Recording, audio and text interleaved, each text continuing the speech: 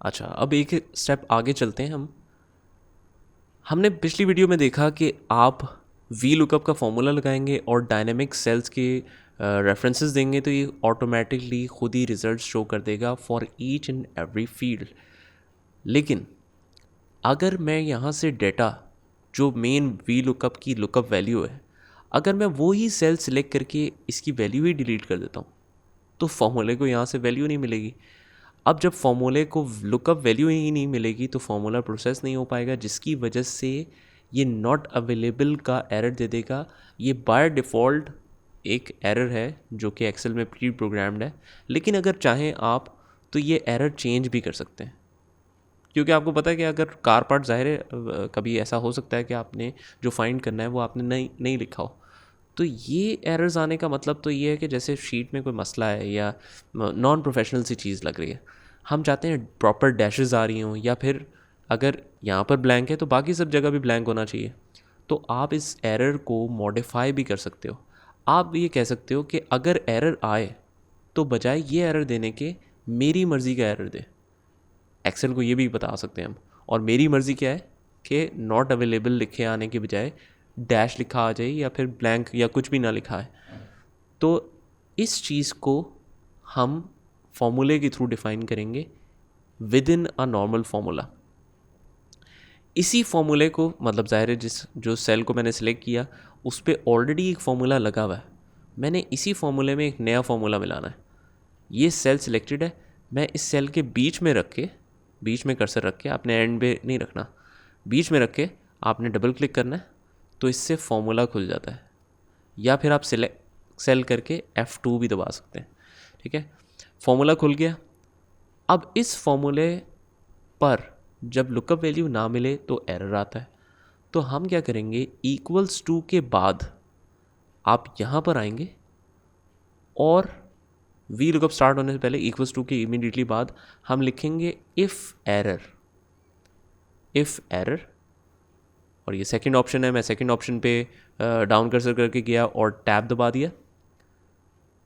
If error on which value, सबसे पहले वो रिक्वायरमेंट कहेगा कौन सी वैल्यू पे अगर एरर आ रहा हो तो मैं उस एरर के बजाय क्या शो करूं। तो वैल्यू इज़ ऑलवेज मैंशनड, बस आपने ये याद रखना है कि जब भी किसी फॉर्मूले से आपने एरर्स वाला मैसेजेस रेक्टिफाई करने, तो एक्चुअली वैल्यू तो ऑलरेडी जो फॉर्मूला है वही तो वैल्यू है। हम कह रहे हैं कि इस पर एरर आ रहा है, ये फॉर्मूला लिखे होने के बावजूद एरर आ रहा है तो ये वैल्यू हो गई। ठीक है ना, ये मेन ऑब्जेक्टिव हो गया। कॉमा वैल्यू इफ एरर, हम क्या चाहते हैं एरर के बजाय वैल्यू शो करना। मतलब कि इफ़ एरर फॉर्मूला लगाने का क्या तरीका है, आपने एग्जिस्टिंग फॉर्मूले को खोला, इक्वल्स टू के बिल्कुल बाद आए इफ़ एरर लिखा, ब्रैकेट ओपन हुई और डायरेक्टली फिर आपने एंड पे आके बता देना है कॉमा लगा के वैल्यू इफ एरर क्या होगी।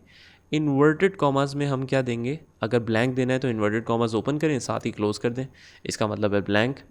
और ब्रैकेट क्लोज करने की ज़रूरत नहीं है, ऑटोमेटिकली क्लोज हो जाएगी। एंटर करके देखते हैं, वो कहता है कि ब्रैकेट एक एंड में भी क्लोज होनी है, तो do you want me to make this correction. I will say yes. तो देखें ये ब्लैंक हो गई। अब इसी रिज़ल्ट्स को आपने हैंडल से होल्ड करके बाकी सब पे ड्रैग करना है, तो देखें कितनी आसानी से ये हल हो गया। यहाँ पर एक दफ़ा किस्मत ने हमें फिर मौका दिया है वही इफ़ एरर लगाने का। तो क्योंकि ज़ाहिर है कि क्वांटिटी किस प्राइस के साथ मल्टीप्लाई हो वो वैल्यू नहीं गिवन, तो वैल्यूज़ वाले एरर भी जो हैं वो इसी तरीके से रिमूव किए जा सकते हैं। एक दफ़ा आप दोबारा भी रिवाइज़ कर सकते हैं मेरे साथ, दोबारा से बताएं इफ़ एरर लगाने का तरीका क्या होगा। इस फॉर्मूले को सिलेक्ट किया, इस सेल को सिलेक्ट किया और डबल क्लिक कर दिया। अब हम regardless of whatever is written, हम इक्वल्स टू के बाद आएंगे और साथ ही लिखेंगे if error. Second option tab, value देने की ज़रूरत ही नहीं है, हम डायरेक्टली आ जाएंगे। अगर इस वैल्यू पे एरर आ रहा हो, this is considered as a value. End में आए कॉमा, वैल्यू इफ एरर, हमने क्या शो करना है, inverted commas dash inverted commas close, enter. तो देखें जब भी अगर क्वांटिटी होगी प्राइस नहीं होगी तो ये वैल्यू के बजाय अब डैश शो करेगा। क्वांटिटी तो ज़ाहिर है क्लाइंट ने नहीं बताई हुई तो नहीं मेंशन करेंगे आप।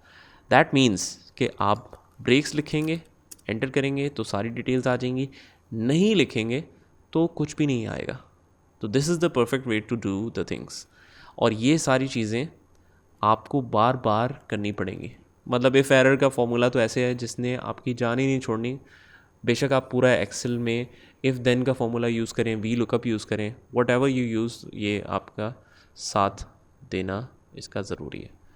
ठीक है, तो इस तरीके से कर सकते हैं। मज़ीद कस्टमाइजेशंस हमने पिछली वीडियोस में डिस्कस की थी कि कार पार्ट्स भी अगर आप चाहते हैं ना लिखने पड़े तो ऑटोमेटिकली आप टायर्स अगर चाहते हैं यहाँ पर अपेयर हो जाएं तो क्या करना पड़ेगा आपको, सारे डेटा को आपने सिलेक्ट किया, डेटा के टैब में गए, डेटा वैलिडेशन में गए, सॉरी पहले हमने सिलेक्ट किया था और हमने नाम दे सकते हैं हम CP_list, एंटर, और फिर ये लिस्ट जिसके साथ अटैच करनी है उस सेल को सिलेक्ट करते हैं हम, और फिर डेटा में जाके डेटा वैलिडेशन की ऑप्शन थी, याद है, डेटा वैलिडेशन के आइकॉन पे क्लिक करना है आपने, या फिर यहाँ से ड्रॉप डाउन अगर करते हैं तो डेटा वैलिडेशन अगेन सिलेक्ट करना पड़ेगा।